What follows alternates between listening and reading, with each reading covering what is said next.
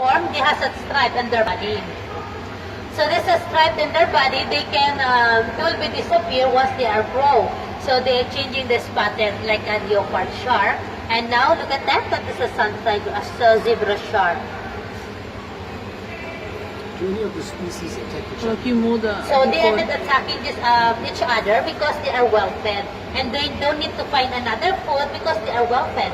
And here in our aquarium, we have a schedule for feeding. We have a time for feeding these animals. Okay?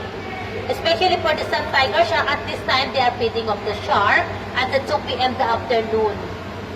So the sun tiger shark, they has a 300 teeth. It's like a conveyor belt and they are replaceable in their lifetime. Some shark, they can have 18,000 to 30,000 of teeth. And did you know the skin of the shark, we have two types of the skin of the shark. So once you rub from the head to tail, it's like a very soft. But from the tail to head, it's like a sandpaper. It's rubbed. So this skin of the shark, they call this one is a dermal denticles. Maybe you wonder how you will be know about the skin of the shark. Okay, so once you proceed to the underwater zoo, we have a rock pool, we have a touch pool. So we have a bamboo shark.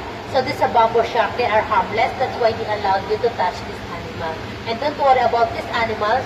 They cannot bite you. But please, before you touch these animals, be careful and very gently. You can use only 2 fingers. At least you will not be stress this animal once if you will touch this. Once you touch only 2 fingers, because once you touch this animal, it will be stressed. Maybe it will be dying. So some of animals, they are very sensitive.